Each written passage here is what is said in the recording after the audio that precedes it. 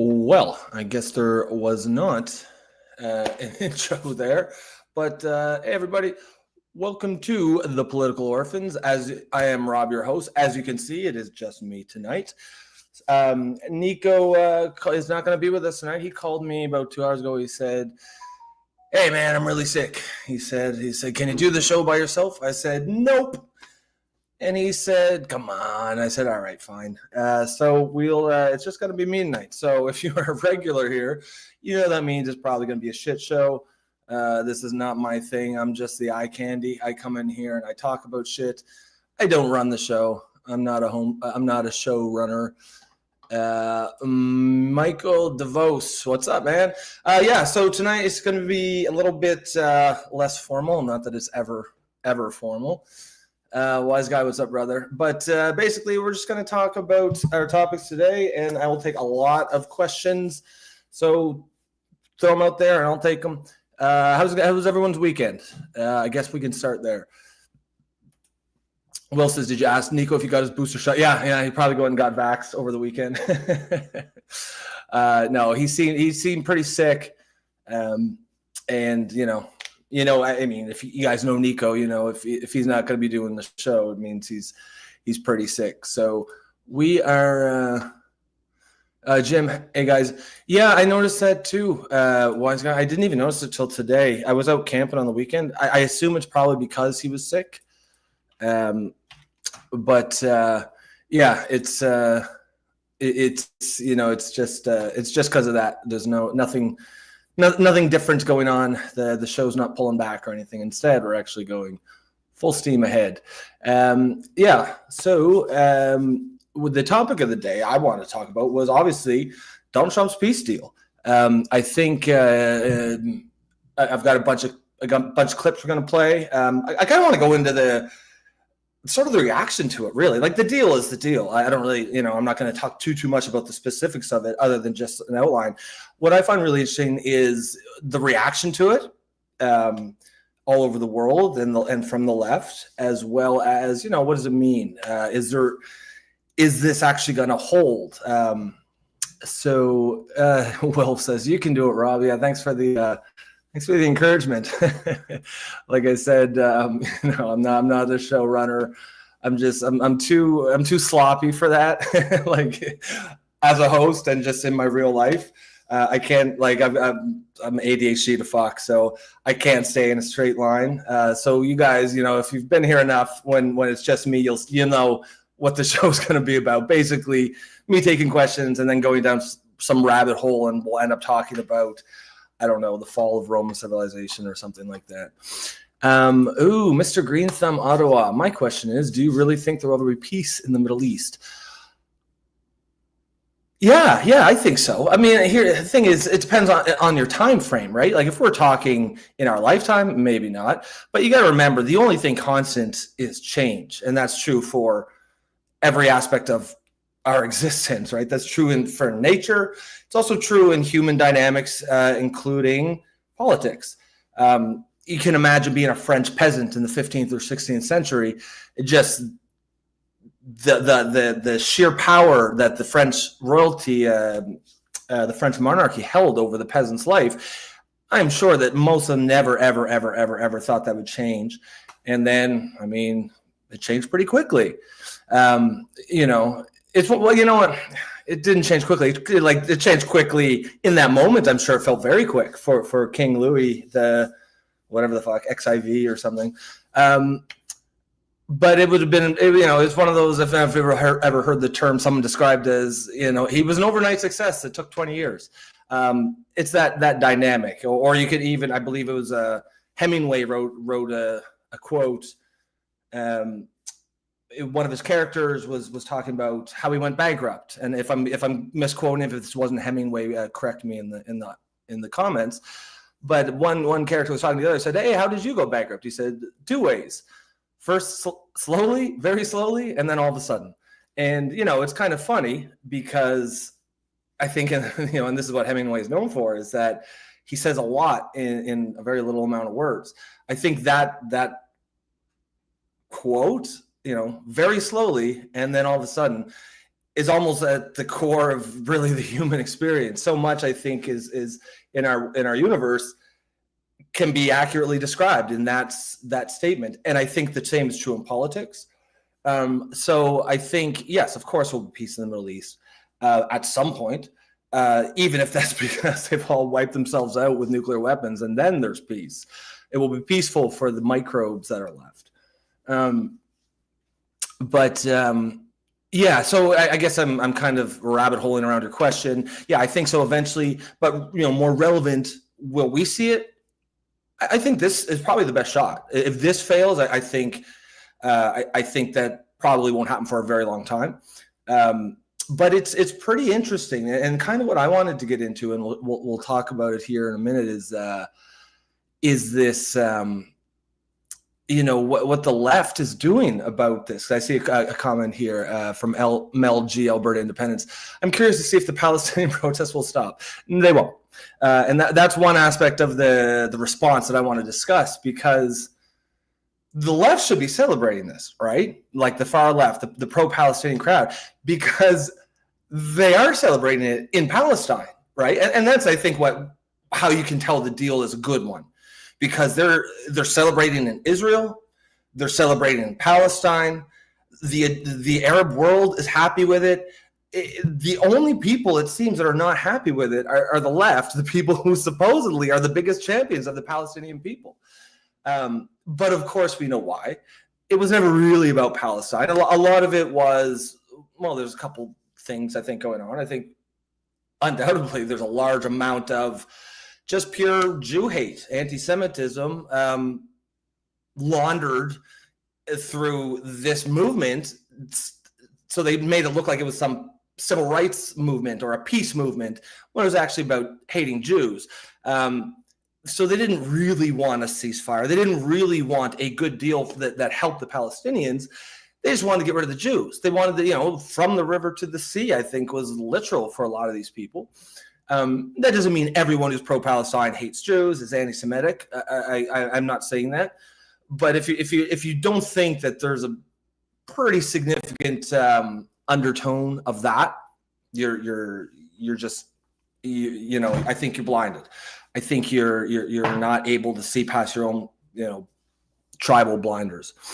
So yeah, Wise Guy says, personally, I don't think the peace will last till Christmas before Netanyahu would do something to fuck it up. Probably false flag blame on the Palestinians. Yeah, I mean, certainly very possible. I don't know though. My gut tells me this is legit. First of all, you can't treat an entire people like I don't think any entire people is just warmongering monsters who love war, love killing. Even, whatever you think of the Israelis or the Palestinians, even they're probably sick of it, right? Like, you have to be at some point. At some point, it's just got to get old to be the Palestinians, who undoubtedly have suffered immensely. But even just the Israelis, like, yeah, they're the ones who are winning, but like, just that, the psychological effect of like the constant threat of terrorism, of air raid sirens going off all the time. Like, it's pretty, think about that life experience. That's your day-to-day reality. You're living in a modern nation by all standards, a Western nation, at least culturally, if not literally. Except every couple of days there'll be missiles shot down in the sky, and sometimes those missiles land and hit you and kill people. Like, that's got to get old too, right? So I think there could be a lot of political will for this, and I think the word political will on this discussion, just to tilt this back to Donald Trump. As you guys know, if you've been listening for a while, I am no Donald Trump fan. I thought he was. I don't particularly like. Actually, I shouldn't even say that. I've kind of started to like him. He's just such a a sacrilegious asshole. Like, it just feels like the kind of guy that we need in this moment to just. He's kind of the anti-woke, right? He's the anti-woke antichrist, and I think that's exactly what we need in this moment. But as far as like presidential, do I think during normal times is he presidential? No, not at all. He's a giant fucking windbag, right? He's clearly got some serious personality disorders. Like, he's almost certainly a narcissist, like most politicians are. I don't hold that against him. There's a lot of people that are, you can even be a narcissist and be kind of a good person, right? And frankly, I think that word just gets thrown around so often. But I think I think when you look at what he did here, this is a pretty incredible achievement. And as Wise Guy says, the peace has to hold. That's the key. If it doesn't hold, then he's just the latest in a long string of failures on this issue, right? And he won't be deserving of anything except maybe, well, you tried, right? Give her your best shot, Skipper. And I guess there's something noble in that, because I do believe that he wants a peace.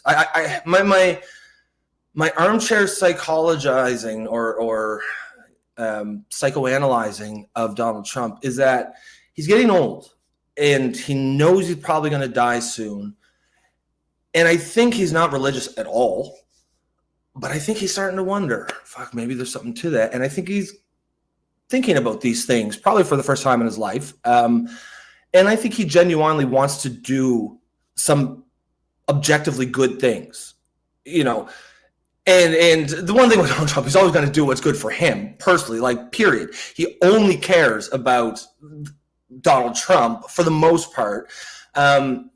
But that doesn't mean, if someone is like that, with that personality type, but what they want lines up with what is also good for society, then that's a good thing. This is the right man for the job. So I don't care why he's doing it. I don't care if he's actually just a narcissistic prick who doesn't give a shit about anyone else. He's only doing it because he wants to make sure he might get some reward in the afterlife. And also, I believe he wants a legacy. If those are the only reasons he's doing it, that's great. I don't give a shit. Why would that matter? He's doing it. The things that he's doing, this Middle East peace deal. And I'm going to show some clips here where he talks about, he's very conciliatory to Iran. And not in a desperate, dog.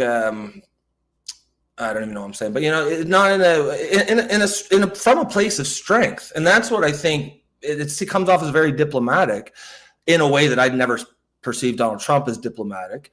But I think he wants to I think he wants that Nobel Peace Prize, and I'm sure he wants it for his own glory.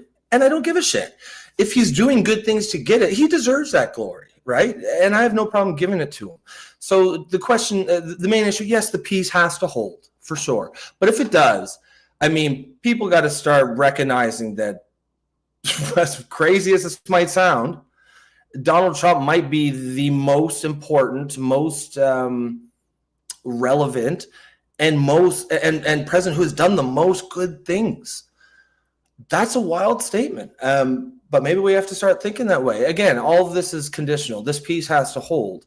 But this is the equivalent of geopolitical pulling Excalibur out of the stone, right? This is a legendary geopolitical problem, the Israel-Palestine issue. Solving it has been the dream of every Western leader of the world for the last 50 or 60 years. Everyone has dreamt of that, whether they're good, bad, liberal, conservative. That is the holy grail. And Donald Trump came in here and basically just did it.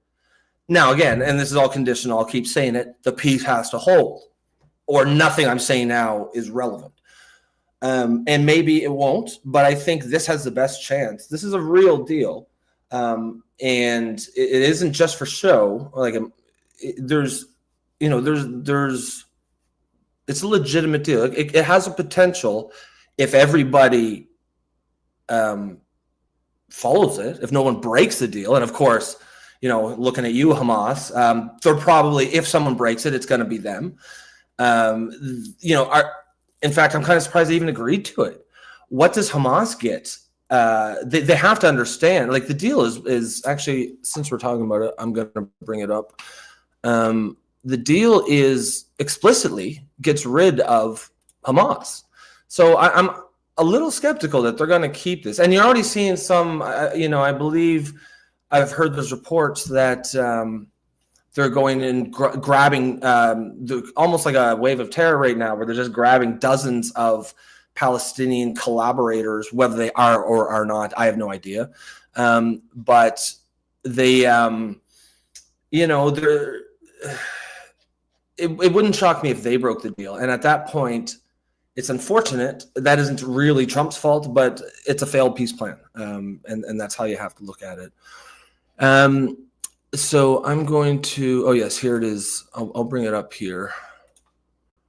And then I'll take some questions, just so we all kind of know what we're talking about, or at least know the specifics. So this is the deal. Return of the hostages. This is from a couple days ago, too. So obviously today the hostages were returned. So return of the hostages, Hamas disarmed, Gaza Strip disarmed, management of the Strip by an international body headed by Donald Trump and Tony Blair.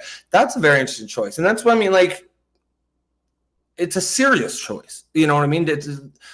Donald Trump has, I don't think his first term, I don't think he was a serious president. You know, he gave his buddies, most of the important jobs just went to his buddies. It had the vibe of, you know, kind of grift, and it felt scammy to me. And just, no one was more surprised. Well, maybe not no one, but Donald Trump did not expect to win. Even you could see he was shell-shocked when he was being sworn in. And it took him a little while to, I think, know what he wanted out of the presidency. And that's why I don't think, you know, I think the first term was him figuring it out. And I don't think there was a serious administration.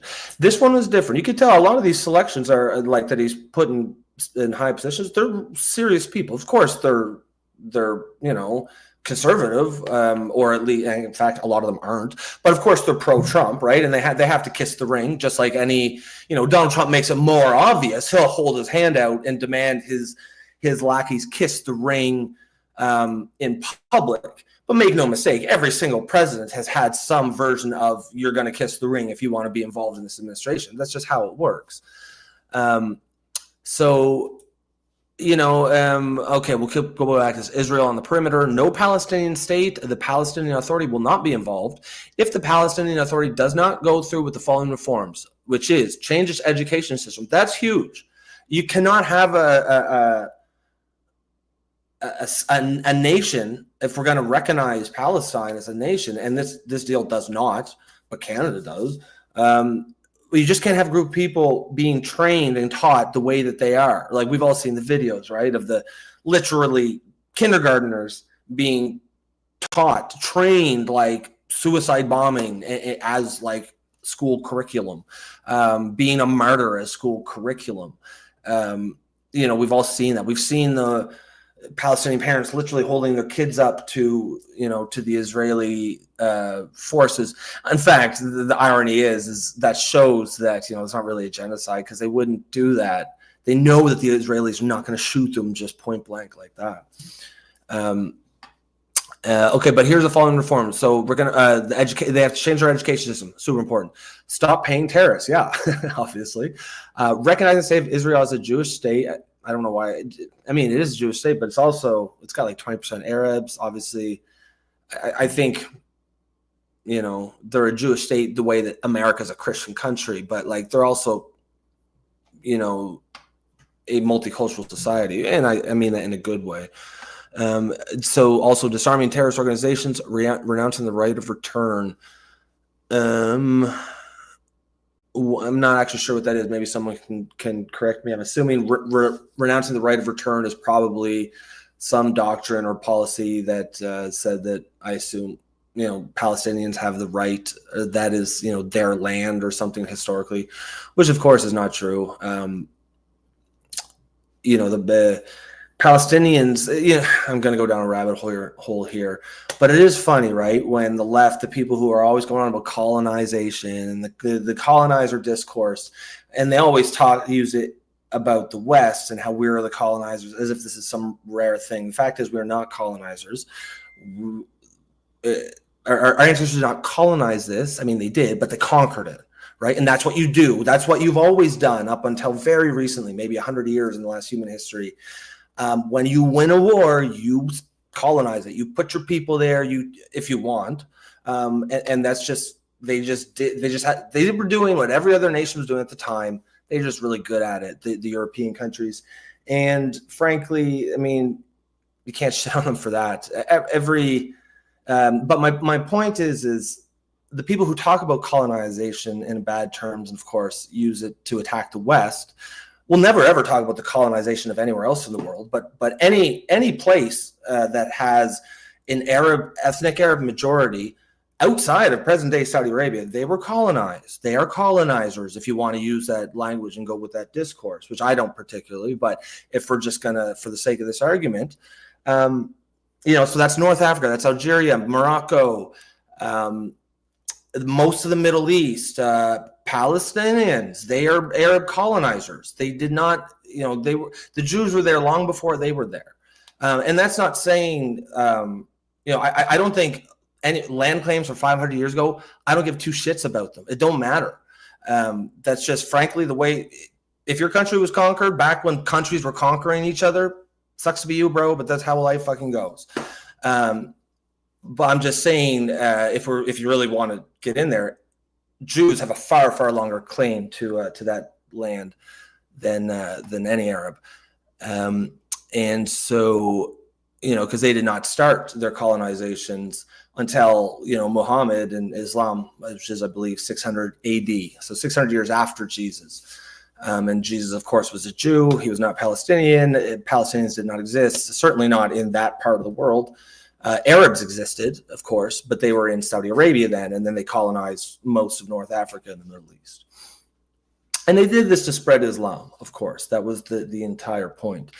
And again, we can maybe go down another rabbit hole, but that's what they're doing today. Islam, I think, needs to be looked at not just as a religion, but as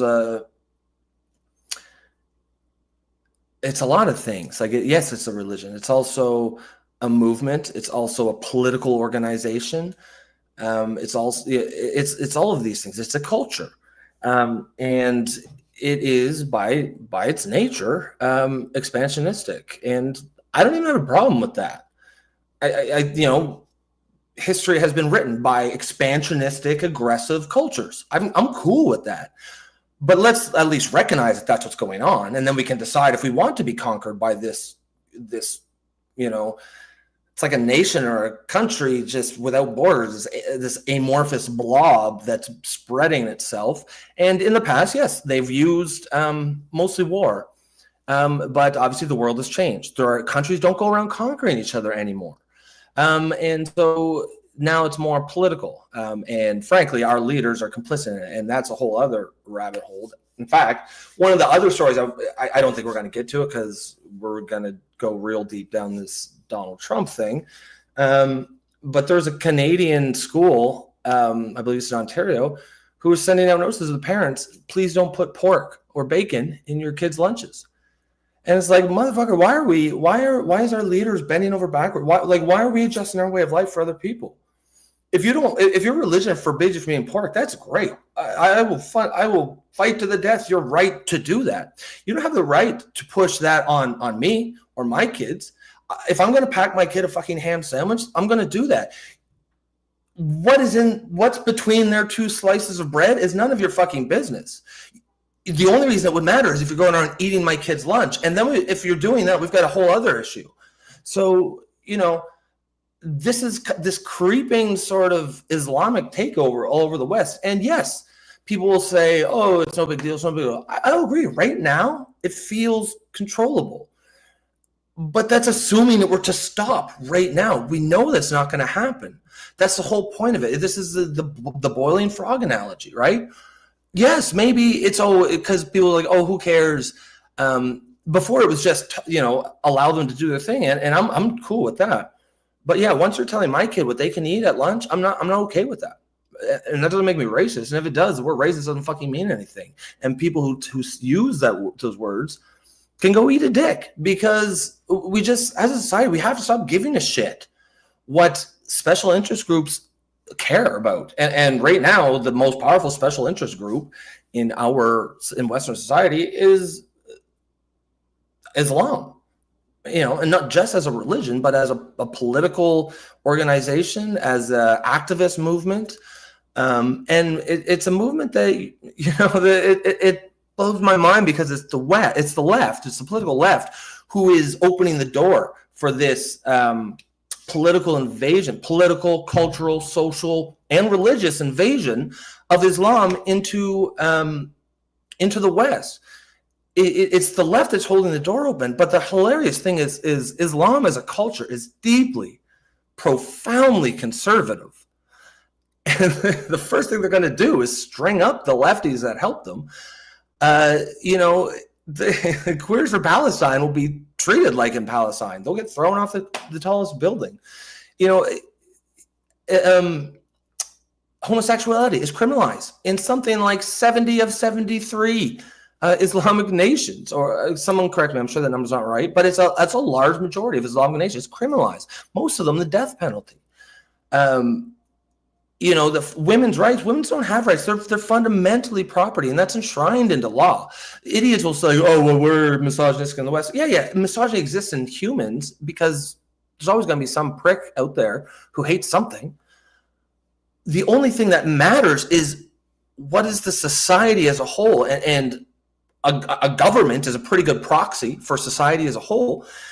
Like our society, our Western society, across the West, we have made equality like it ways other countries are not even close to, and it's because of I believe a lot of those changes have been for the better, right? One of the reasons I'm a liberal, I still identify one, although I don't sound like one, is because I'm in my early 40s. When I was growing, I was born in 1983. When I was growing up, it was the conservatives who were the party of no, who were trying to tell people how to live their lives. I didn't see why a gay guy couldn't just marry that gay guy, his boyfriend, right? It didn't make, the argument wasn't persuasive to me that they should have less rights. And then I think Verge fell, the decision that made gay marriage legal. I think that was the right decision, and I think society is better for it. Now, of course, the left, though, they can't just take a win and go home. They had to keep pushing. And I think so much of what we look at when we see the political landscape today, and this is where I get the term like anti-woke liberal, is that almost every single movement, whether it's women's rights, almost every single movement that is at the heart of liberal activism, whether it's women's rights, gay rights, or civil rights, I feel like each one of those was a good and necessary movement. And for most of my adult life, the left was doing good work on those issues. And then it kind of just won. It hit the sweet spot around the late 90s, give or take. No, maybe it's a 10 or 15 year period, but it did. Certainly by the time Obergefell was decided in 2015. But by then, you've got a lot of liberal activist groups that are, frankly, a lot of them are just really high-paying, cushy jobs, high social status jobs people wanted. There are people being paid. They're making a really good living, running NGOs, running charities, fighting for gay marriage and pushing, that agenda. And when the war was won, they didn't want to go home. These guys are like, what's that crazy colonel from Apocalypse Now? He loves to smell a napalm in the morning. They love the war, and they're getting paid handsomely to do it. And they're virtue signaling pricks too. So they love they don't want to go home. So they're like these warriors who the war is over, but they don't want to go home. So they look around. Okay, well, let's start a new war. And on each of these issues, they kept pushing movements just because, they wanted progress for the sake of progress, not because it was needed. And it went from the sweet spot to each movement had this sort of grotesque offshoot that it really has changed my entire perception of what the left is now. And this is why, even though I'm a liberal, certainly a classical liberal, and I still hold a lot of left-leaning positions on issues like abortion, the social safety net, healthcare, gun control, role of government, progressive taxation, all kinds of things. I don't talk about them much on the show, but you can think of those three movements that I talked about: gay rights, women's rights, civil rights. Each one of them has sort of a grotesque offshoot because the left kept pushing. Gay rights became transgenderism, and now, I'm sitting here like, wait a minute. All I thought was y'all just wanted the right to marry whoever you wanted and have the same rights as everyone else. And I'm totally on board with that. But that doesn't mean I think, men can give birth and women can have a penis. It doesn't mean that I think that a male rapist should be placed in a female prison as long as he says the magic words, I identify as a woman. That doesn't mean that I believe that sex isn't real. So they did this whole switcheroo. And now if I don't believe those things, now I'm not even a liberal. Now I'm a far-right Nazi or a bigot. And then, you've got civil rights, which its grotesque offshoot is, the DEI cult, which is now, frankly, perpetuating the vast majority of the racism in society today is the anti-racists.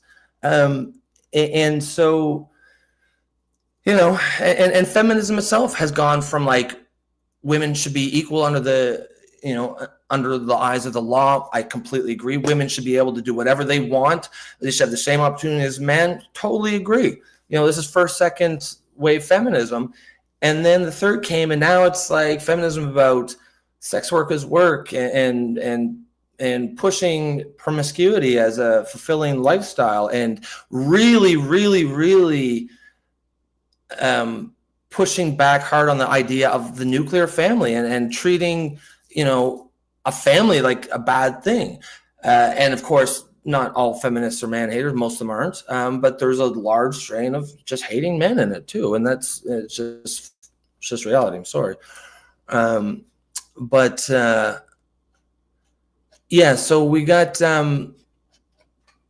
we got, so that's kind of where I see. And sorry, guys, that was a super deep rabbit hole. I don't even know why we went on it. Oh yes, I was still talking about, oh shit, I don't even think I had this up the whole time. Sorry, guys. I did hit the bong a few minutes for the show. So I'm even more scatterbrained than normal. So this was the rules of the deal.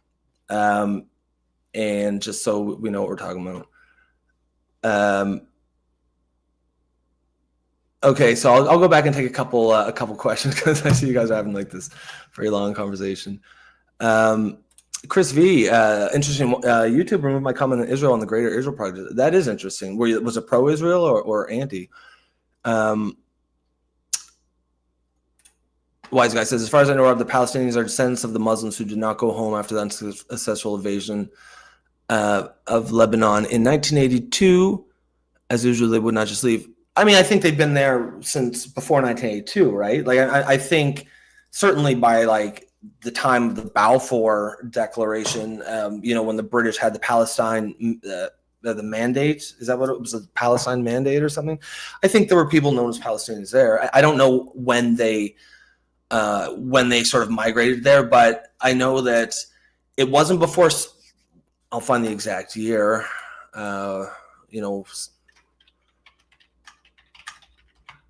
When was Muhammad? Yeah, 571 AD, Muhammad was born. So sometime around 600 AD. Because any Arab outside of present-day Saudi Arabia is a colonizer, because their ancestors colonized this area and then just brought, they colonize it. That's what happens. They're like, Arabs are not indigenous to Morocco or Algeria, although they're the large majority. Because the Arabs, sometime between 600 AD and today, I'm sure the numbers are there if you want to know exactly when the conquest of Morocco was, but they slaughtered everyone and then they would have interbred and brought their own, colonizers. That's how the world works. But it's funny because you never hear about those kind of colonizers. But yes, Palestinians are colonizers if you want to use that discourse. Political Bumpy says Fred Hahn at Cupia lose it. Did he really? Did Fred Hahn? Let me look that up. That guy's such a snake, eh? Has lost his position. Oh, so he was fired? Man, labor, like organized labor politics, is so sleazy and complicated. I don't even really understand it. Too many people, says Rob, is waking up. Well, yeah, I mean, I don't think, like, I don't know when the left turned, but it wasn't when a lot, at least in my opinion, it wasn't when a lot of conservatives thought they were. Because I can remember, 2010, 2011, and a lot of conservatives were talking shit about, just the left, and it just wasn't like, because the left was not, at that time, was not making crazy demands. The right for homosexuals to marry each other, I don't consider that a crazy demand. When the left was pushing for that, I don't think they actually deserve criticism. I think the conservatives were maybe a little too far ahead on this. I don't know exactly when the left really turned to become a net negative force. But it was probably, I don't know, between probably, 2012, 2013. But I think most conservatives say it was a lot longer than that. And again, we'll just have to agree to disagree. I'm not saying I'm definitely right. But, we all see the world through our own lens. But yeah, I'm sitting here certainly, like, honestly, I think I'm pretty perceptive. It took me, I think I realized it maybe 2020. So it still took me a couple of years, but that's just because no one's going to notice it like that. Like, it takes a little while to realize, oh shit, I'm one of the bad guys now. But I don't think that they were always the bad guys. I think they were the good guys for a lot of my life. And I know I'm heavily oversimplifying it by saying, bad guys, good guys, but yeah, that's my take. Mike McKenzie says, there are many shows where they debate the Quran. You learn a lot from these guys. They get Muslims to read it to themselves and tear it down. Yeah, I just don't really give a shit about anyone's religion. I don't think it shouldn't matter. Like, I don't give a fuck about what you believe. Just obey the laws of public society and be treated, and you can both expect to be treated the same as everyone else, but you will be treated the same as everyone else. You won't get special privileges. That's just how I see it. I don't frankly think I have anything to learn about, Islam or the Quran. I just don't. And same is true as Christianity. I don't believe any of them. I think, I've said on the show before, I consider myself culturally Christian because I hold a lot of what you might be considered Judeo-Christian values. And that's not even religious values. That's Western values from, Europe over the last 1,500 years. It's a blend. Certainly, religion is a huge, huge, huge, huge part of Judeo-Christian values. But I think a lot of people, when they hear the term, they believe that means entirely religious. And maybe, it's all in how you take it. Personally, I don't perceive it that way. For example, in my opinion, Judeo-Christian values is a sort of open-minded tolerance and egalitarianism that actually I can't even. I'm going to correct myself a little bit, because you got to split the Bible into two things, right? There's the Old Testament and the New Testament. Jesus, for sure, was very egalitarian, egalitarian. I don't know how to pronounce that. Jesus, you could. I know a lot of right wingers would be not happy about this, but Jesus was pretty socialist. Those I think are also Judeo-Christian values. Now, not socialism the way that, like, when that term is used today, it's almost always a political movement, and it's almost always not good. Like, it's not something I agree with. But I mean socialism in the big picture of, like, an attempt to get true equality. The reason why socialism is worthy of our scorn and should be pushed back against isn't the ideas. The ideas are good. It's that in practice, in the real world, in almost every single case, human beings who push socialism and this idea of a fair and equal society aren't actually fighting for that. They simply want an unfair and uneven society that benefits them. So, that's why I think it's just one of those classic things that's a good idea, but because of human nature could never work. Sorry, I went down a little bit of a rabbit hole again, but yeah, no, if you guys remember, I grew up in a very religious household. We were Pentecostal, which are the weirdos. I can remember bringing friends to church, and they'd be super freaked out because there'd be like some old lady beside them, like yelling gibberish at the top of her lungs. And growing up in the church, I was like, oh no, she's just speaking in tongues. Like, it's this totally normal thing. I didn't realize how batshit crazy that probably looked to a normal person until I was older and got out of it. But if you're not aware, speaking in tongues is during a religious, like a church service or something. Someone will stand up and just start yelling gibberish, literally gibberish.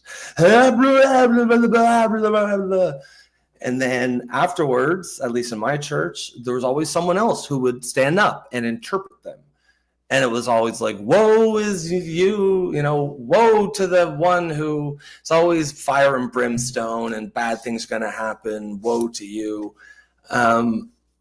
And yeah, so that's speaking in tongues. I thought it was a totally normal thing. And now I'm like, geez, that shit's crazy, man. It was just a guy, just a dude or a woman who got up and started shouting gibberish because there's some social affirmation there. I wonder if they practice their gibberish at home.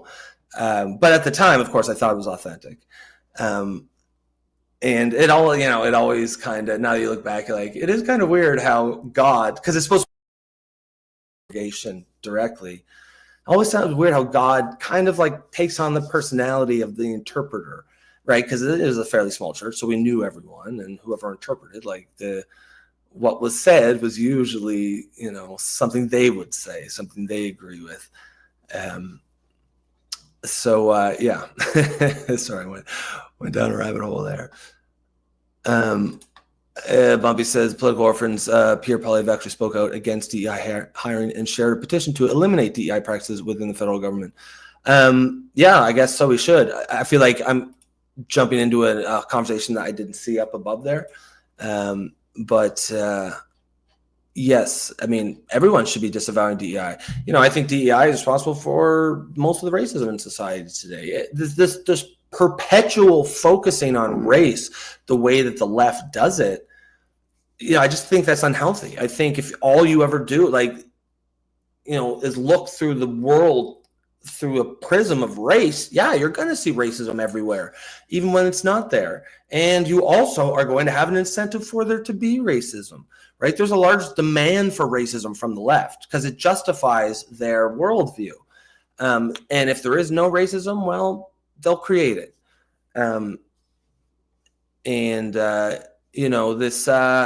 This is what I see the left is doing, whether they're intentionally doing it, whether there are people, I don't think that's, maybe, sure. But I think, any political movement is this collection of, human energy. And when you kind of add all these brains connected together, like in a giant network, it seems to take on a life of its own, right? It's kind of like technology, if you think about it. Technology is clearly ours in the sense that we are building it, but it feels like we don't really control it, doesn't it? Like it feels like, yes, we're building the road, but the road, like we're not choosing the road. The road's already there. We're just placing the bricks in, or we're just paving it. But like that road is going to take us where it's going to go. And I don't think we have much of a say in it, which is kind of weird if you think about it. But it's this sort of idea of, I think at the individual level, we all have this feeling of free will. And this is going to be a whole other rabbit hole is getting. But guys, if you are tuning in, Nico got sick tonight, so this is why it's just me. And you also know, if you're a regular, that the shows are different when it's just me running it, right? Nico called. He's like, man, can you do the show tonight by yourself? I said, nope, I can't do it. It's just not my thing. I don't like to run the show. I just like to show up and talk. Just because I'm all over the place. I'm sloppy. I go down rabbit holes. But if that's your thing, then stick around. If you are just tuning in, it's not normally like this. Normally it's me and my co-host. We discuss the day through the lens of our own perspectives. I'm a common sense or anti-woke liberal. Nico is a Christian conservative. But he's sick tonight, so it's just me basically yammering on about whatever comes up in the comments. Wise guy says, my father said over and over again, religion is a crutch for those who fear death. Yeah, I mean, I get it, and I get it. So it's weird. I don't like using the term atheist myself, although technically I guess that's what I am. because I think there's this perception that atheism is means you don't believe in anything, and that's not actually true. I would consider myself spiritual. I have this idea that there is something bigger than this life, and there is more than what we see. And I actually kind of don't think that when we die, that's it. I just don't think that. Basically, when I say the word spirituality, what I mean is you ask yourself those questions that humans have probably been asking ourselves for as long as we've been around, right? The big picture, who are we as humans? What are we doing here? What is the meaning of life? These big existential questions that I think any, reasonably intelligent, curious human being asks himself. I think if you want to be a bit anthropologist about it, I think,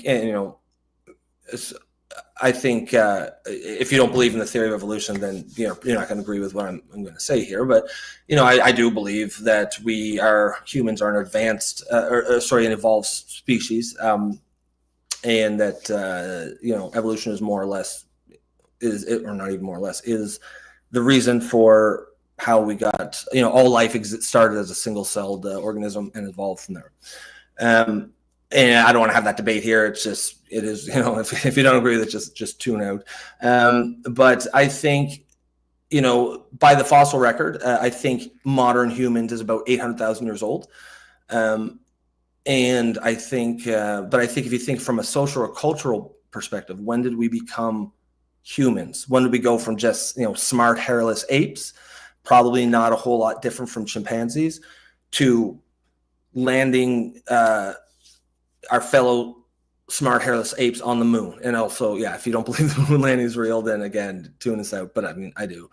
I don't even care about that debate at all. So when did that happen? When did we become modern humans? I think it's probably when we started to ask ourselves those questions, those deep-seated, almost ancient questions. Who are we? What are we doing here? What's the meaning of life? And I think this is the spring that religion sprung from. An attempt to answer those questions is what I consider religion. All the religions is an attempt to answer those questions. And how I guess when I say I class myself as an atheist, I just say I've looked at all the answers and I don't think any of them are right. I don't know what's the right answer. It'd be like if the big existential question was not who are we, but was what's 2 + 2. And let's say we were just really stupid and our religions formed to answer that question. And I'm sitting here in 2025 and there's the threes, the three religion. They think 2 + 2 is 3. And then these guys, those are the 5s, and the 6s are over there. And the 5s and the 3s are hating each other and killing each other. And I'm sitting over here, I'm like, I don't think it's either of those. I'm not smart enough. I don't know that it's 4, but I know, or I just feel it's not one of those. And that's how I feel. I don't know what the answer is. I think there is an answer, and I think it's more than just we are nothing. I just don't think any of the answers, i.e. religions, are the correct one. Again, we don't have to have that debate. I've spent a lot of time thinking about it. And, it's just too obvious to me how religion came to be. The story, the mechanism, it all makes perfect sense if you understand anything about human nature. For example, imagine your ancient ancestors. It's, 100,000 years ago, humans have just become smart like we are today. So we're able to ask these questions. We're burying our dead. We're making art. And we're asking, what is the meaning of life? We're also trying to make sense of our world because now we're smart enough to actually wonder, like a deer or a dog or even a chimpanzee, who are very intelligent animals. Maybe chimps do, but I don't think most animals, are looking at the sun and saying, okay, but what is it? I think they just accept that that's just part of their universe, right? And I think that's the difference. Once the species can start to ask, what is that? Now you're going to get into some spiritual stuff. And imagine right now we know that the sun is just a star, just like all the other stars. We just happen to be really close to it. We orbit our star, right? It's like one of hundreds of billions. There's nothing particularly unique or interesting about it. It's just a star. And we know that now, and that demystifies it. It gives us knowledge, but it also, it demystifies it, and it also demystifies our lives a little bit. But imagine 100,000 or 200,000 years ago, people asked those questions. Who are we? What are we doing here? But at the same time, there's this glowing ball of fucking fire that travels floating across the sky. And not only does it bring you light, it brings you it allows you to grow crops, because by then you've noticed the connection between light and warm and crops. The obvious thing is that's a god. Let's worship it. And so it is that the very first religions were sun worshiping religions that we know of. And again, so that makes perfect sense to me. And then I feel like instantly, as in within a very, very short time, leaders and warlords and kings and emperors, because we would have started to have advanced civilizations by that time, and they wouldn't be, rich kings from like the Roman times or anything, but they would be leaders of their people. They would have wealth in this, whatever wealth was measured in that back then, which is probably women and livestock, and land, of course. But I think all the people in power probably instantly realized very quickly that this new religion thing was a really, really, really, really good tool to hang on to power. And they were correct. It is, to this day, by far the most effective tool of mass control the world has ever seen. And that up to and including today. And so I think, I just think it was such a self-evident truth that, so while I think religion as a concept sprang about organically as from our ancestors tried to make sense of a confusing world, but now that they were smart enough to question. So I think it had an organic invention, and then immediately people in power seized it and used it for their own purposes, and that trend continues to this day. And again, you see that as well, because the very first sun worshiping religion very quickly had a king who claimed himself to be the living representative of the sun god. Of course, this is the ancient Egyptian pharaohs who claimed to be the physical manifestation of the sun god Ra. And so, to me, that mechanism just makes so much sense. It makes so much more sense than the idea that some super powerful, extremely like a guy so powerful that he created the entire universe, and so petty that he gives a shit who you have sex with or what you do in your personal life. Like, why would a god so powerful care about being worshipped by lowly ass humans? That seems, to me to just be an absurdity. And look, I don't want to talk shit about religion. The whole reason I went down this rabbit hole, because my entire point, which I haven't got to yet, is even though I don't believe anymore, I believed till I was 18, right? I grew up in a very strict religious household. I believed till I was 18. I still feel that hole, that spiritual hole. And I've heard it called a God-shaped hole. I believe that's true. But I just don't think the Christian God is the actual correct shape, or any other god, any other religion. I think, I don't know, maybe they're all kind of close. Maybe they hit the post or something, right? Maybe they all have something. I don't know. But I also know the comfort that religion brings to people. And I know certainly the social aspect, and the funny thing is I was kind of militant atheist in my early 20s, just because I felt it had been forced on my throat so much that I felt like I puked it back up. And if you had asked me when I was 25, like, if we should just snap and get rid of religion, I would have thought, oh yeah, absolutely. And then we'd be living in a utopia. Of course, that's not correct. So I realized the value religion has as a social stabilizing force. It gives people, that a sense of values, but something. I think it's important to have a belief in something bigger than yourself, even if it's wrong. I just think society thrives when we have a belief in something more than ourselves, even if it turns out nothing it's all bullshit and we just die and we're done. I think I'd still push for religion in some form because people need that. We need to have that belief. And that's even myself. Like I said, I don't think that any of the answers given to those questions, who are we, what are we doing here? What's the meaning of life? Religion is an attempt to answer those. I don't necessarily think those answers are correct. I think some are probably close, maybe. But I'm still waiting for it. I'm still looking for it. And who knows? Maybe when I'm 70, maybe I will come back to you know what? It's Christianity. I might get that thing that Donald Trump's probably feeling right now. Bristles Tube says, YouTube isn't giving me notifications for your channel or other Canadian content creators. Yeah, there's a lot of issues on with YouTube. I hope they're figuring out. Bumpy Rob, it sounds like you're agnostic rather than atheist. Yeah, I think probably. I guess I've never really known the difference. What is it? Agnostic is you just kind of don't know. Actually, let me look this up here.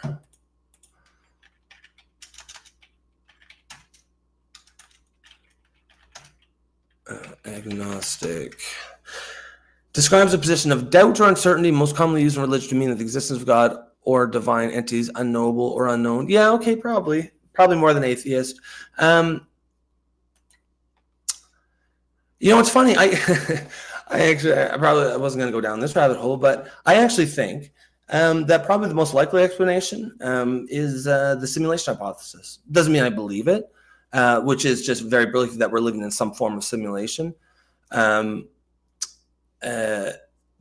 Whether that's, an ancestor simulator run by advanced humans or just, maybe it's even, I remember when I was younger, I used to think about this shit even as a kid. I was thinking, man, and this would make a good movie. Like, wouldn't it be weird if after your whole life, you're 80 years old, you die, and as soon as you die, you come to and you take the headset off your head and you're back in the real world where you're at some, arcade or something, and you pay $10 to go in this life simulator, and it's only 10 minutes in the real world, but that was your entire life or something, right? Maybe, maybe that's it.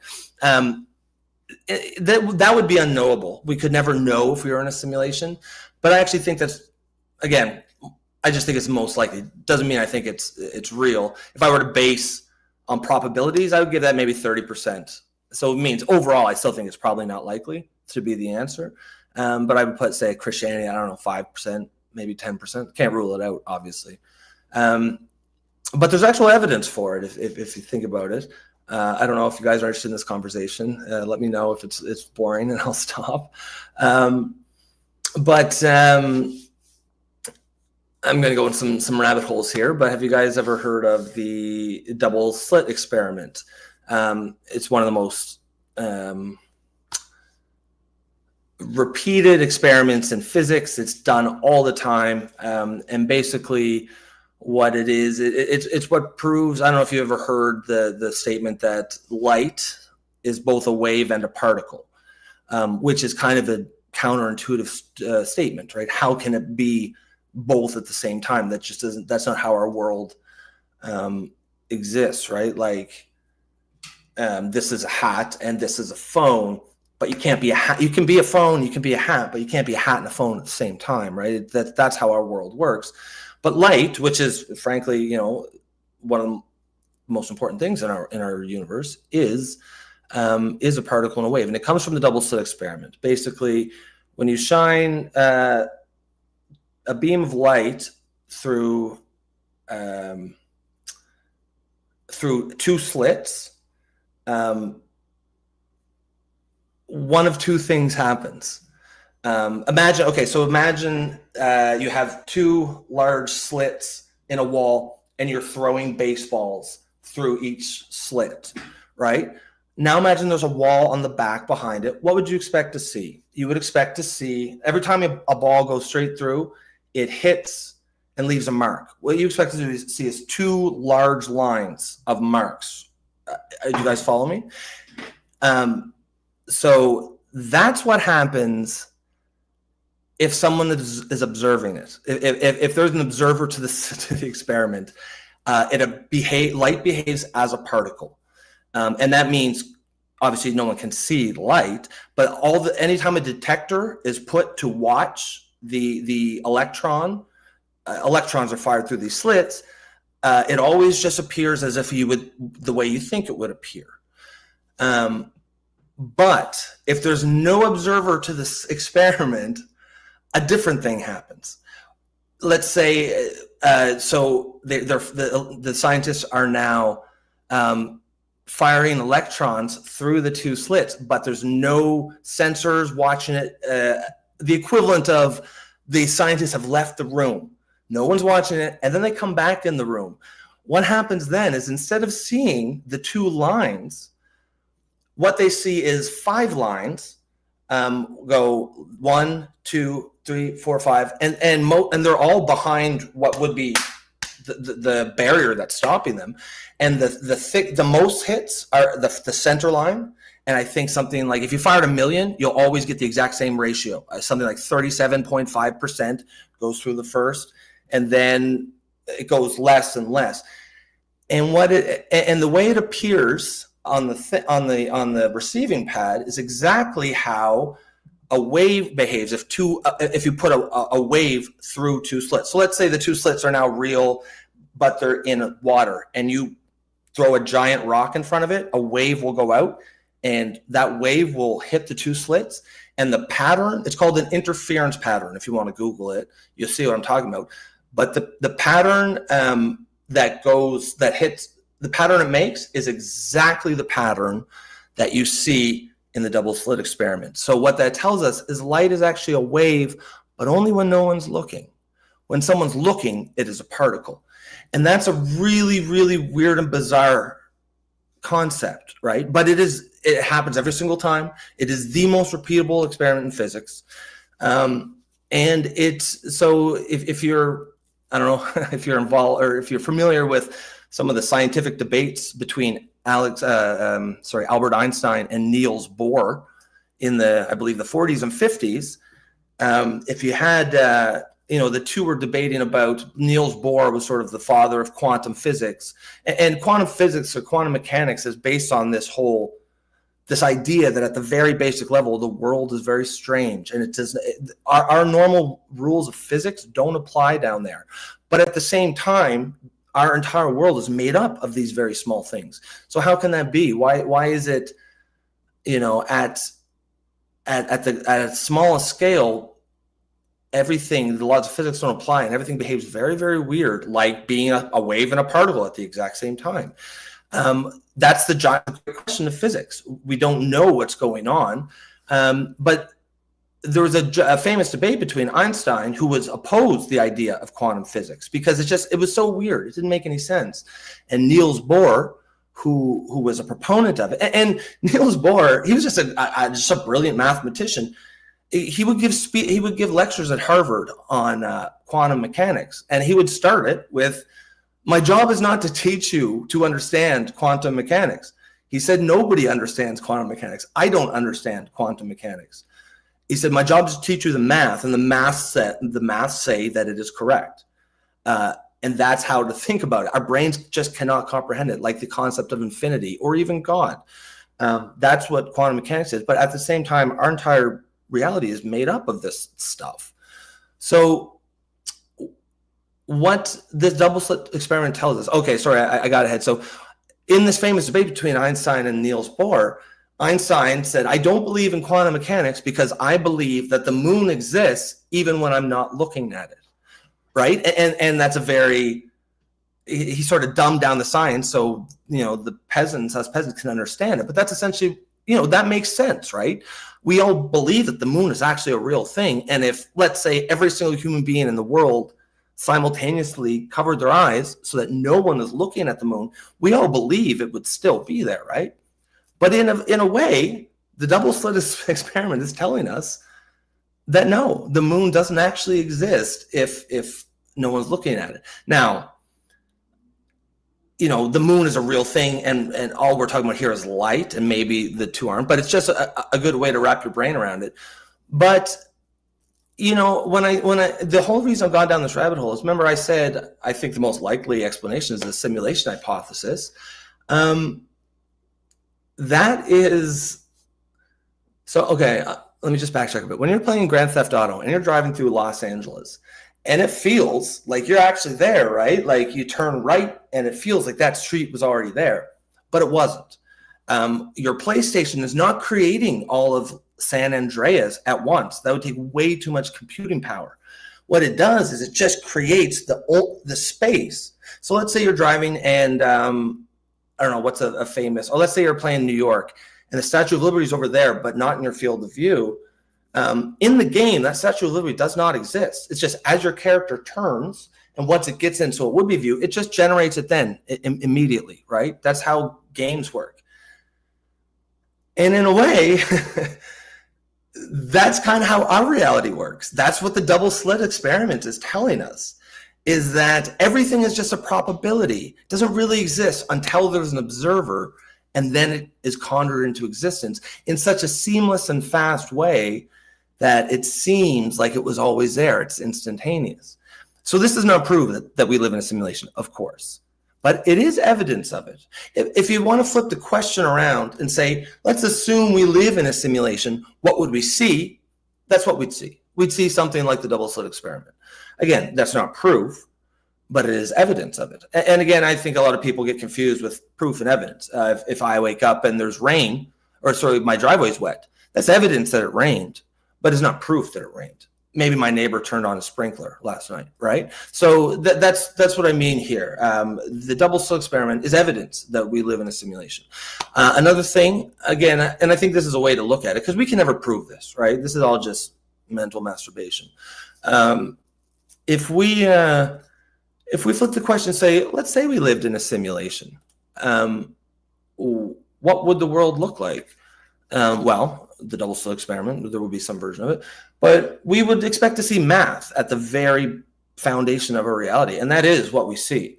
Our entire universe can be described using math. Like when I say, like all the physical, everything we observe can be described using mathematics. I think there's like 14 equations. Like one is like the strength of gravity, and a lot of those. So there's like 14 equations that describe all the forces in the universe, and some of them are very, very fine-tuned. Like I think gravity's kind of fine-tuned in that it's fine-tuned to like whatever the exact force of gravity is. If it was just a fraction of a little stronger, we wouldn't be here, according to the Big Bang Theory, because space would never have expanded enough. It would have just pulled back immediately. If it was a fraction of an inch weaker, we would keep expanding forever. We wouldn't have enough gravity to pull long enough to develop complex life. And there's a lot of that kind of fine-tuning all throughout these equations. And frankly, if I were a religious person, I would use those to argue for the existence of God, because it's almost so fine-tuned, it almost suggests a creator. And there's one in particular, and if you guys are interested, I'll find out what equation it describes, but I think it's fine-tuned to something like 2 trillion or something. If it was like a trillionth of a little weaker or a little stronger, we couldn't exist or something. And if I were making a religion, I'd say, well, that's clearly evidence, and that is evidence of God. It is. But again, remember, evidence proof. It's not proof. It is also evidence of a simulation. I guess, if you think about it, then God is just the people who wrote the simulation.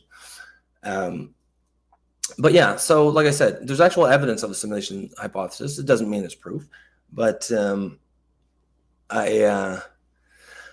I think if I had to lay a wager, I'd probably bet on that. But again, I think it's only probably 30% likely. Mike McKenzie says, one guy said there's no such thing as gravity, only density. Yeah, that's just dumb people saying dumb shit. Gravity is a real force. It exists. It's created by matter. Basically, matter tells space around it how to move. The larger object is, the more mass it has, the more gravity it has, the more it will bend space around it. This has been, these theories have been proven beyond reasonable. So I guess I'll go down that rabbit hole if you guys are interested. But speaking of Einstein, it's funny because Einstein is famous for being just a brilliant guy, right? Just incredibly brilliant man, one of the smartest men ever. He's actually underrated if you really dig into him, like, and that's saying something. So even as he's highly rated, like extremely one of the highest rated human beings to ever live, and I still think he's underrated. He did some incredible stuff. Like, most people have heard about relativity. But I think not a lot of people maybe know what it means. But basically, the idea is that time is relative, and this has all kinds of weird and interesting implications to our reality. But it also describes gravity. And one of the things that relativity says is that, again, time is relative.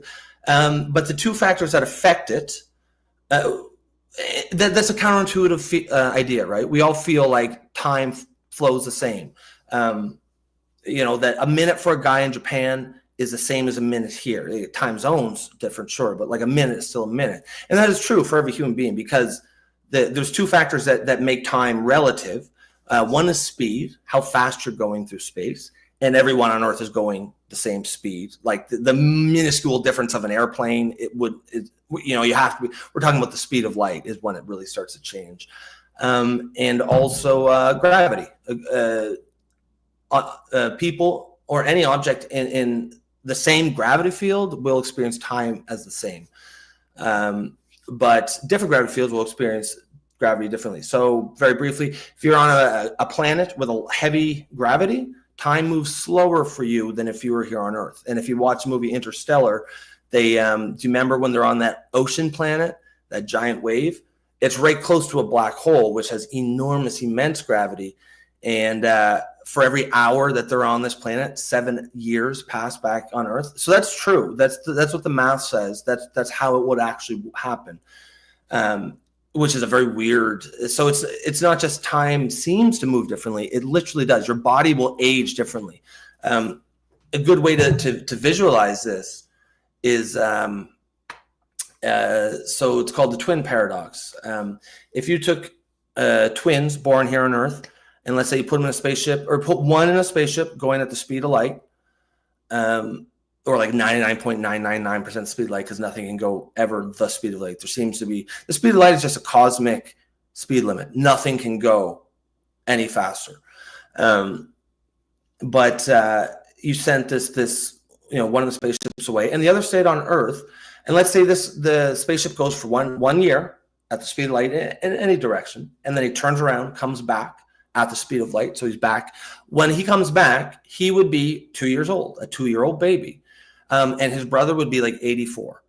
And the math is very precise on it. And the only thing is we don't have the technology to go the speed of light. But if we did, that's exactly what would happen. Not even just in some abstract thing. It would literally be a 2-year-old baby and an 84-year-old man. Einstein thought of all this. He came up with the mathematical equations. He just thought it up. And it's so incredible. Like, he didn't do experiments because there's no experiments you could do. He just thought of it.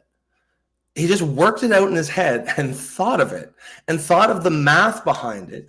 And it was one of those things where I'm not that kind of a mathematician. I don't see math, but those the Einsteins of the world, those like savants, the mathematical savants, all the world's famous, best mathematicians, they saw Einstein's math and they did it themselves and they realized it was right. It's one of those things, kind of like the double slit experiment. No one knows why it does it, but the math was the math. And so that's why, he won the Nobel Peace Prize, although ironically not for that. I think he won for the photoelectric effect. But yeah, so Einstein, he just thought this shit up. And everyone knew it was right because the math said it, but no one could prove it. There was no evidence. No, like what you consider an experiment. It was all purely theoretical. Now, fast forward to the 1980s. The U.S. government is installing the GPS system, the Global Positioning Unit, which was a military technology.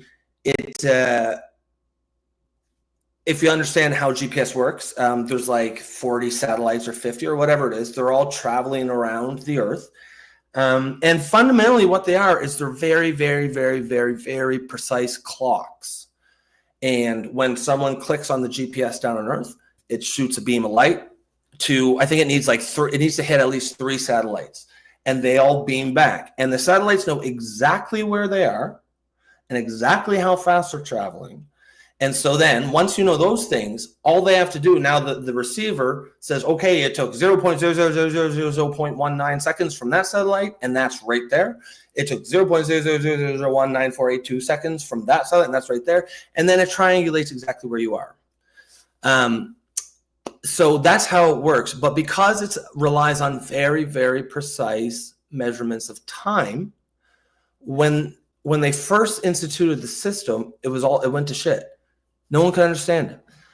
You were losing 10 kilometers a day, which obviously makes the entire system worthless. It is useless. And so the U.S. military and NASA and all these smart people spent 6 months on it. They had no idea, because the math was the concept of triangulation was well understood. No one could understand it. It didn't work. And then one of the researchers thought of relativity. If you remember, the two things that change time relativity are speed and a gravity field. And because satellites are much further away from Earth, they are in a different gravity field than on someone on Earth. So once they plugged the equations and the mathematics of what Einstein had thought in his head 70 years earlier, they turned it on and it worked perfect.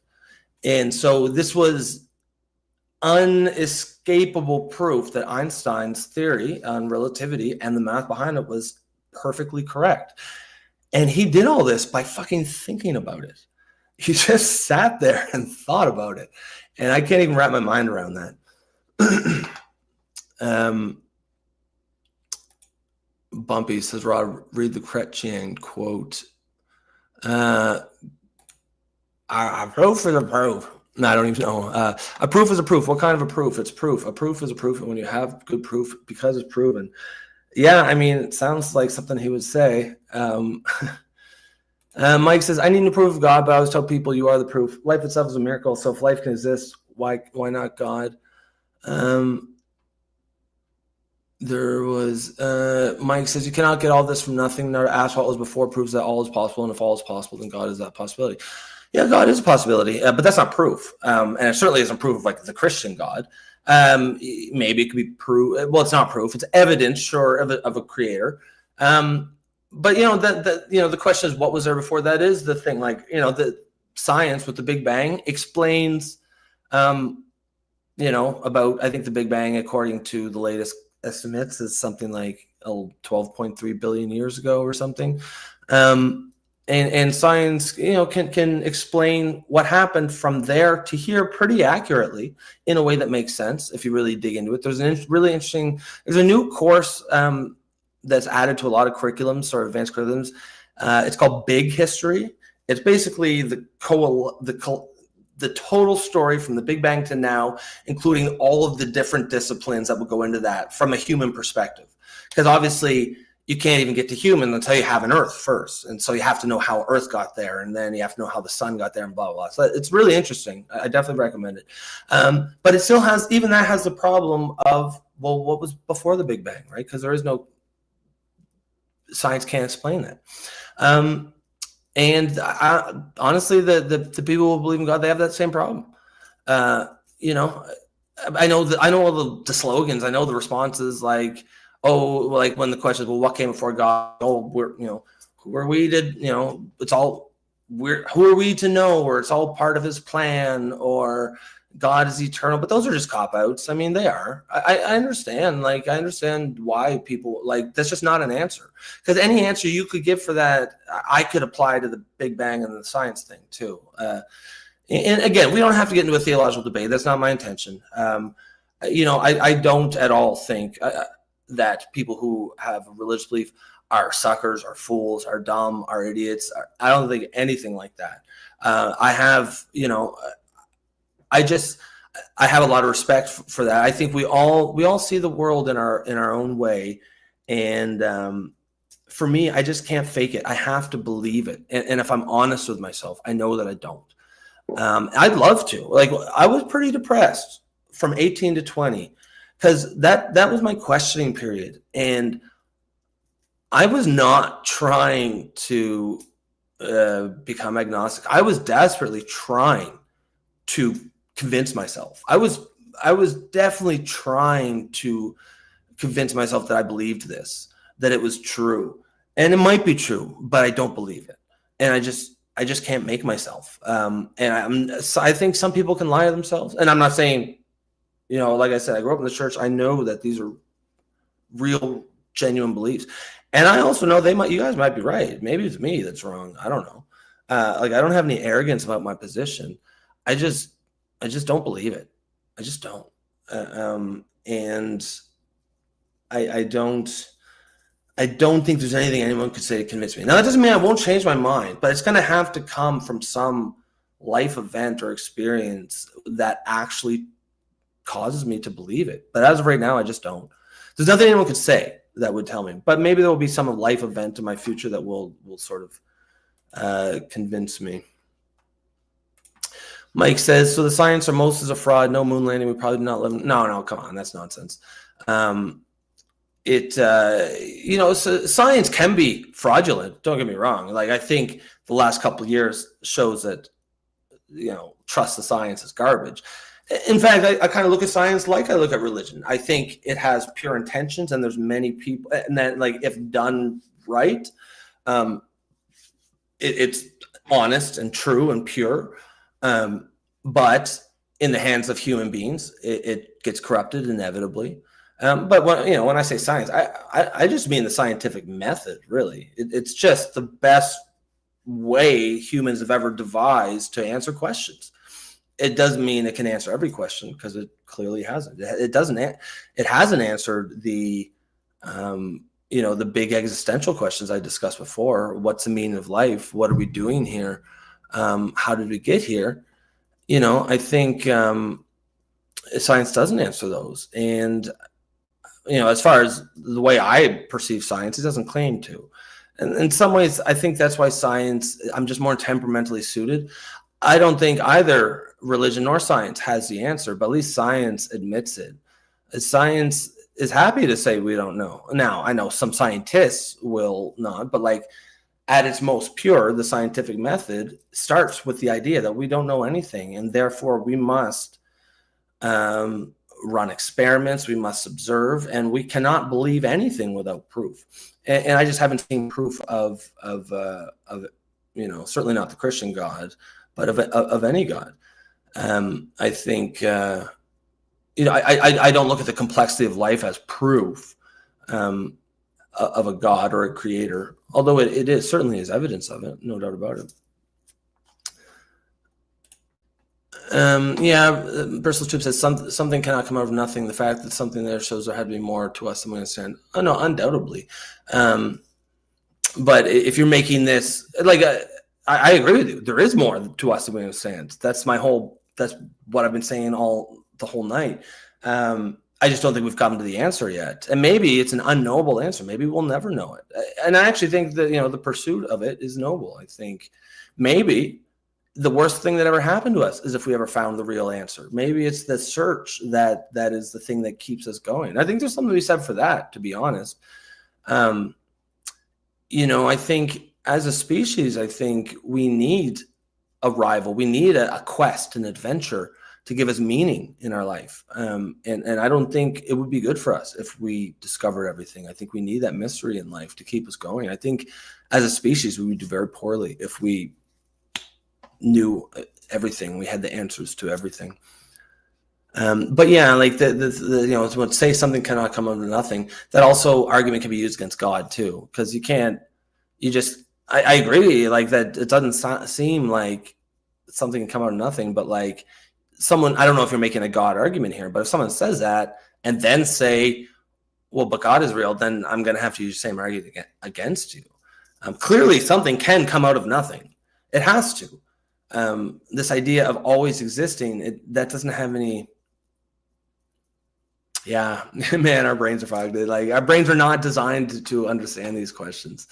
I don't know, guys. I'm definitely went longer than I thought. It was sloppy as usual. If you guys want to keep talking,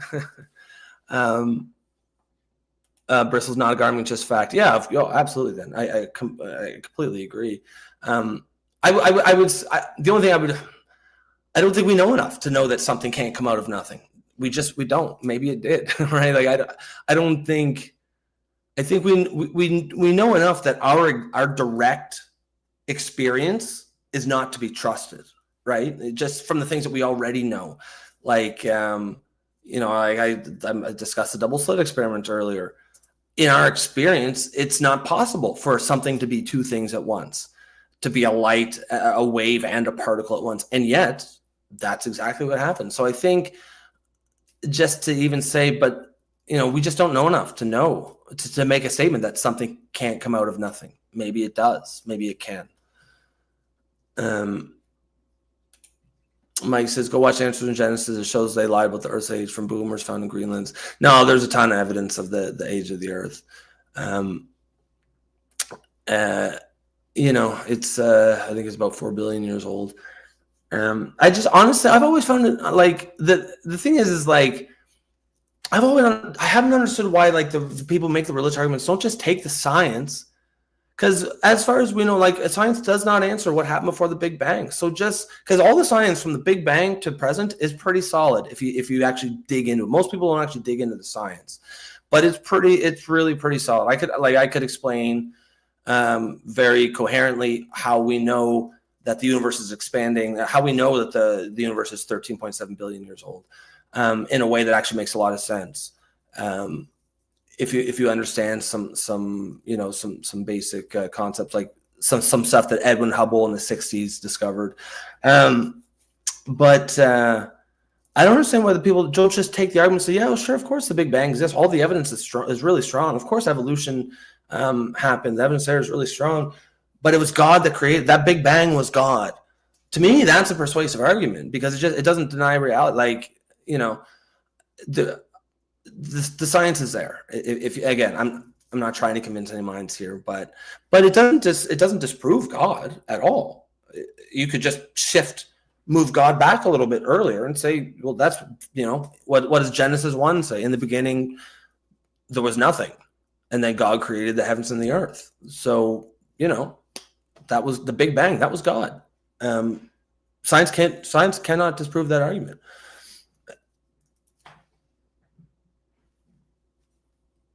Hello? No. I heard people walk up the stairs and I thought they were in my apartment and scared the shit out of me. But yeah, no, that's, I know that, because I know, I think a lot of the religious arguments almost like instinctively push back on the science. And some of the science is bunk, don't get me wrong, but a lot of the stuff, like the age of the earth, is pretty solid. There's some pretty, like when you look at how, elements age through time and stuff. And these are all things that have been proven, again. But that doesn't disprove God. Just shift your timeline back a little bit. Because, like, the idea that, 7 days in Genesis to create Earth, it doesn't have to be 7 days today. That could have been some cosmic time. Maybe that was 7, billion years old or 7 trillion years or whatnot. Because obviously God, by the theological position, is omnipotent and does not obey the laws of physics the way that we have to. So there's no reason why he couldn't be billions of years old. Mike says, no Big Bang. They told you it was expanding. Then now it is collapsing. No, it's still expanding. But the one thing I don't really understand is that does not mean that it will expand forever. It could very well be expanding and then contracting. And maybe that's whenever it contracts, that's like if you imagine you lived on a balloon, imagine you're blowing up a balloon, but the balloon is the universe and it's taken 13.7 billion years to blow up that balloon. if you're on it during the expansion portion, you can measure that you're expanding, but that does not mean that you're going to expand forever. But the scientists are making that leap, and that I don't agree with. But the idea that the universe is expanding, that's pretty solid evidence. Maybe I'll take a minute or two. So Edwin Hubble in the 60s, he found out a way to measure when he looked through his telescope, he could see distant galaxies all around him, and he found a way to measure how fast they were moving. And it's actually pretty ingenious. So there's this thing called the Doppler effect, and it is a basic property of waves. And basically, if an object is coming towards you and there's a wave coming off of it, like a sound wave or a light wave, then that wave will be compressed. And if it's going away from you when the wave's coming back, that wave will be stretched out. And this is a super fundamental idea of wave theory. Like it's just a natural fact of the universe. In fact, that's one of the equations about our universe. And I always like when there's a real world example that tells us what we're talking about, because that doesn't make a whole lot of sense to talk waves. But think about an ambulance. As it's, when it comes towards you, that sound is not the same, right? It goes like that, right? And the reason it sounds different from when it passes you is because that sound wave is being compressed by the Doppler effect when it's coming towards you, and being stretched out by the Doppler effect when it's going away from you. So that's how it is with the sound wave. Light behaves in the exact same way. So in theory, if a car was driving towards you at the speed of light, so basically the most compressed light is red in color, and the more stretched out a light is, the more blue it is. And this is called the red shift. If a car was coming at you at the speed of light, you wouldn't be able to see it. But hypothetically, let's say, or he's just slower than the speed of light, so the light waves get here just before he does, what you would see is a red car. And the second it passed you, it would become a blue car because that light wave is being stretched out. And it will physically change color. And so Edwin Hubble realized that you could tell how fast a universe was moving away from you or towards you by how red shifted the light was. So if a galaxy was coming towards Earth, it would be red in appearance, and he'd be able to tell by how red. And if a galaxy was moving away from us, the light would be blue. And this isn't the kind of difference you can see with your eyes. You have to have like very precise equipment and tools, and it would be stretched out. And what he found was that every single galaxy in the universe, and this is up to including today, we have never found a galaxy that's moving towards us. Every single one is moving away from us. So what that means is the universe itself is expanding. So you can think of, so it's not even that they are moving away from us per se. They may be in some way moving towards us, but the expansion of the universe is overpowering that effect. And the end result is they are moving away. Think of us as imagine 3 raisins right beside each other in a muffin before it's baked. They're right beside each other. And then when the muffin gets baked, the raisins spread out. And now maybe this raisin is here, and there's an inch, and then there's the next raisin and another inch. Those raisins didn't move. What moved was the medium that they were in. And that's the best way to think about it. Our universe is expanding itself. And that's why every single thing is moving away from us. But so the science behind that is sound.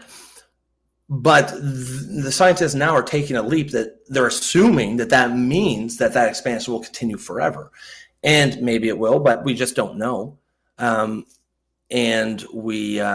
it's entirely possible that there's some sort of universal momentum or tension that happens when the universe spreads out enough and then collapses back on itself. And maybe that's what the Big Bang is. Maybe we've just been doing this billions of times, and each time takes billions of years.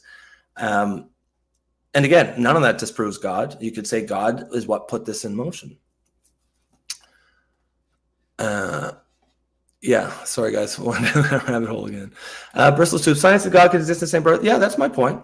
Um, Science does not, again, it does not disprove God. All you have to do is move God from, created Earth 6,000 years ago to created everything 13.7 billion years ago. But the whole premise of God still exists. You could still say that God cares about you personally and, wants you to know that he created you.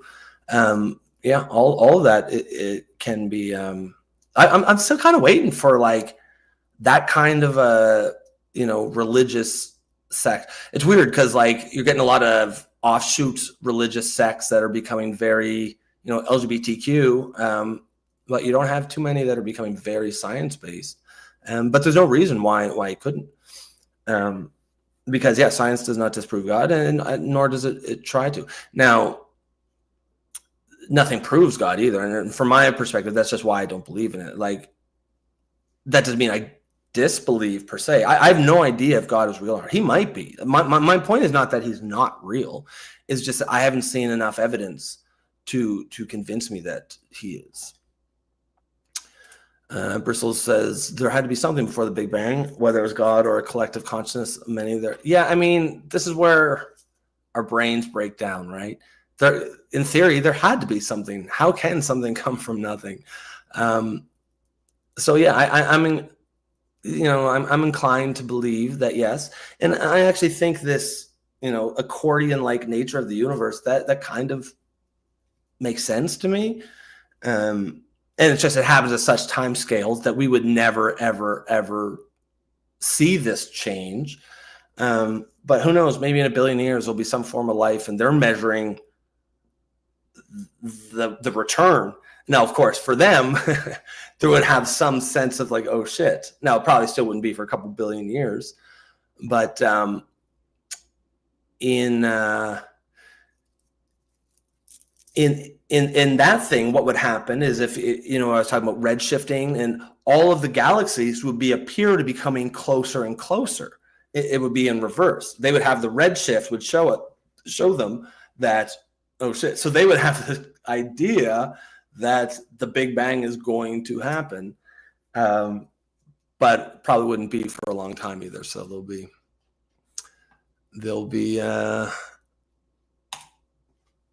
Yeah, I think they'll be fine. It's like our sun is going to blow up, or it's going to expand so big that will swallow Earth. I think, I don't know what the math says, but it's like a billion years or something. So, I mean, we're doomed, but it's going to happen so long, so far away that, who cares? Just Mike McKenzie says David Icke has some good shows on all this. Yeah, I'll have to check those out. I mean, like I said, I don't have any arrogance about my position. I'm not convinced that God's real, but I'm not convinced of anything. I'm not convinced that he's not real either. I kind of want him to be. Mostly, I just, until I can actually be convinced on something other than my feelings, like on evidence, then I'm okay just not knowing. I'm okay with that.